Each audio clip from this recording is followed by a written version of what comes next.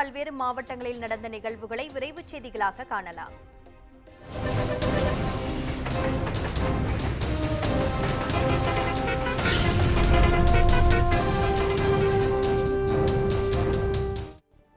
ராமநாதபுரம் மாவட்டம் பெரியபட்டினத்தில் நடைபெற்ற 123வது ஆண்டு சந்தனக்கூடு கந்தூரி விழா கொடியேற்றத்துடன் தொடங்கியது. பெரியபட்டினம் பகுதியில் புகழ்பெற்ற மகான் சையத் அலி ஒலியுல்லா தர்கா அமைந்துள்ளது. இந்த தர்காவில் ஆண்டுதோறும் மத நல்லிணக்க சந்தனக்கூடு விழா நடைபெறுவது வழக்கம். அதன்படி 123வது ஆண்டு சந்தனக்கூடு கந்தூரி விழா கொடியேற்றத்துடன் தொடங்கியுள்ளது.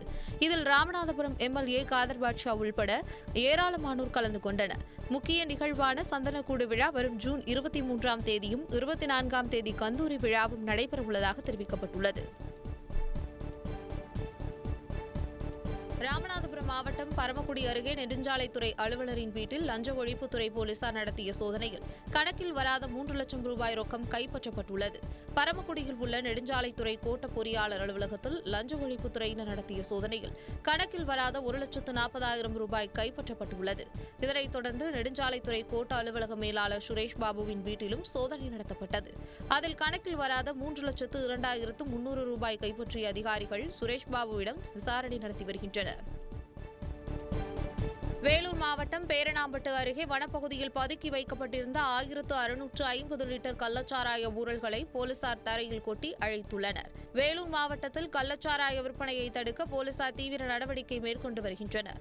இந்த நிலையில் பேரணாம்பட்டு போலீசாருடன் குடியாத்தம் மதுவிலக்கு அமலாக்கத்துறை போலீசார் இணைந்து பேரணாம்பட்டு பகுதியில் சோதனை நடத்தினர். அப்போது சாத்கர் மலையின் வனப்பகுதியில் பதுக்கி வைக்கப்பட்டிருந்த 1,650 லிட்டர் கள்ளச்சாராய ஊரல்களை கைப்பற்றிய போலீசார் அதனை தரையில் கொட்டி அழித்துள்ளனர்.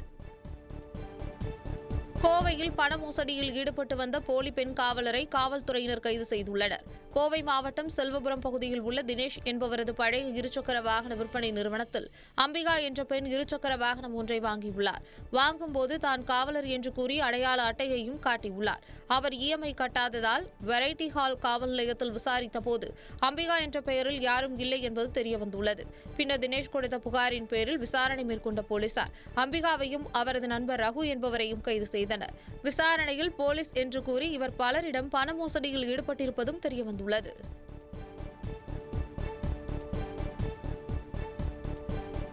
மதுரவாயலில் மெத்பெட்டமைன் போதைப் பொருள் கடத்திய 3 பேரை போலீசார் கைது செய்து விசாரணை மேற்கொண்டு வருகின்றனர்.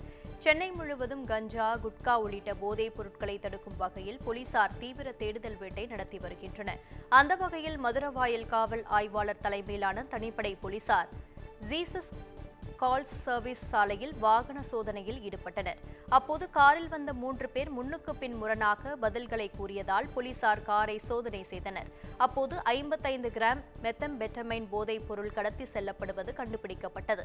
இதனையடுத்து காரில் வந்த 3 பேரையும் கைது செய்த போலீசார் நீதிமன்றத்தில் ஆஜர்படுத்தி சிறையில் அடைத்தனர். திருப்பத்தூர் மாவட்டம் ஆம்பூர் அருகே நாட்டு தக்காளி ஏற்றிச் சென்ற மினி வேன் கவிழ்ந்து விபத்துக்குள்ளானதில் 2.5 டன் தக்காளிகள் வீணாகின. ஆந்திர மாநிலம் மதனப்பள்ளியில் இருந்து 2.5 டன் நாட்டு தக்காளிகளை ஏற்றிக்கொண்டு மினி வேன் ஒன்று வாணியம்பாடி சந்தையை நோக்கி வந்துள்ளது. ஆம்பூர் அருகே வந்தபோது முன்பக்க டயர் வெடித்ததில் கட்டுப்பாட்டை இழந்த வாகனம் சாலையின் நடுவே இருந்த தடுப்பு மீது மோதி கவிழ்ந்து விபத்துக்குள்ளானது. இதில் மினி வேனில் இருந்த 2.5 டன் நாட்டு தக்காளிகள் தரையில் கொட்டி வீணாகின. தகவல் அறிந்து சம்பவ இடத்துக்கு வந்த போலீசார் மினி வேனை அப்புறப்படுத்தி போக்குவரத்தை சீர் செய்தனர். நீலகிரி மாவட்டம் கூடலூர் அருகே தேசிய நெடுஞ்சாலையில் ஒரே மரத்தில் 20க்கும் மேற்பட்ட தேன் கூடுகள் கட்டப்பட்டுள்ளதை சுற்றுலா பயணிகள் வியப்புடன் பார்த்து செல்கின்றனர். கூடலூர் சுற்றுவட்டார பகுதிகளில் தேனீக்கள் சீசன் துவங்கியுள்ளதாக கூறப்படுகிறது. இதனால் வனப்பகுதிகளில் உள்ள பாறைகள் மற்றும் மரங்களில் தேனீக்கள் கூடுகள் கட்டுவது அதிகரித்துள்ளன.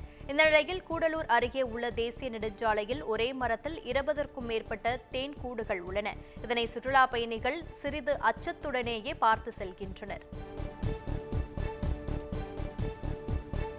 பக்ரீத் பண்டிகையை முன்னிட்டு மதுரை திருமங்கலம் ஆட்டுச்சந்தையில் 8 கோடி ரூபாய்க்கு மேல் ஆடுகள் விற்பனை செய்யப்பட்டுள்ளன. திருமங்கலம் ஆட்டுச்சந்தையில் பக்ரீத் பண்டிகையை முன்னிட்டு ஆயிரக்கணக்கான ஆடுகள் விற்பனைக்கு கொண்டு வரப்பட்டன. ஆடுகள் விற்பனை களை கட்டிய நிலையில் பக்ரீத் என்பதால் 10,000 முதல் 50,000 வரை விலை உயர்ந்திருப்பதாக கூறிய வியாபாரிகள் 8 கோடி ரூபாய்க்கு மேல் ஆடுகள் விற்பனை நடைபெற்றதாக தெரிவித்துள்ளனர். கள்ளக்குறிச்சி மாவட்டம் சின்னசேலம் அடுத்துள்ள மேல் நாரியாம்பனூரில் அமைந்துள்ள பழமை வாய்ந்த புனித அந்தோணியார் ஆலய ஆண்டுதோறும் பெருவிழா வெகு விமரிசையாக நடைபெற்றது.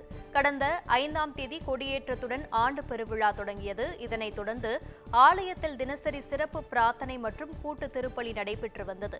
பின்னர் வண்ண விளக்குகளால் அலங்கரிக்கப்பட்ட தேர்களில் புனித சூசையப்பர், புனித மரியம்மாள், புனித அந்தோணியர் சொரூபுகள் வைக்கப்பட்டு திருத்தேர் பவனி கோலாகலமாக நடைபெற்றது. இதில் லட்சக்கணக்கான பக்தர்கள் கலந்து கொண்டு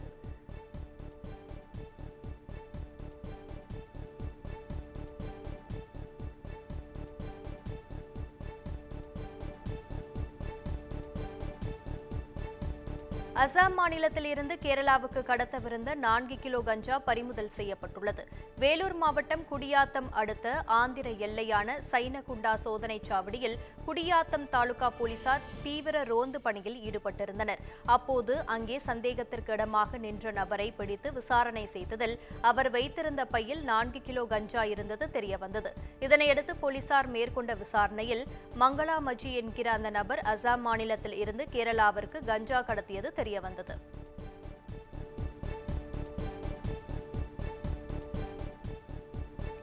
சென்னையை அடுத்த மாங்காடு அருகே உள்ள தனியார் பள்ளிக்கு இமெயில் மூலம் வெடிகுண்டு மிரட்டல் வந்ததால் பெற்றோர்கள் தங்களது பிள்ளைகளை அலறியடித்து அழைத்துச் சென்றனர். கெருகம்பாக்கம் பகுதியில் உள்ள தனியாருக்கு சொந்தமான பள்ளியில் சுமார் 4000க்கும் மேற்பட்ட மாணவ மாணவிகள் பயின்று வருகின்றனர். இந்த நிலையில் பள்ளியின் அலுவலகத்திற்கு வந்த இமெயிலில் பள்ளியில் வெடிகுண்டு வைத்திருப்பதாகவும் சிறிது நேரத்தில் வெடித்துவிடும் என குறிப்பிடப்பட்டிருந்தது. இதனால் அதிர்ச்சியடைந்த பள்ளி நிர்வாகம் மாங்காடு போலீசாருக்கு தகவல் தெரிவித்ததுடன் மாணவர்களை வகுப்பறை இருந்து வெளியேற்றியது.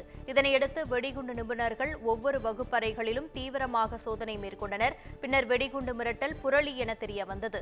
அந்த பகுதியில் பெரும் பரபரப்பு ஏற்பட்டது.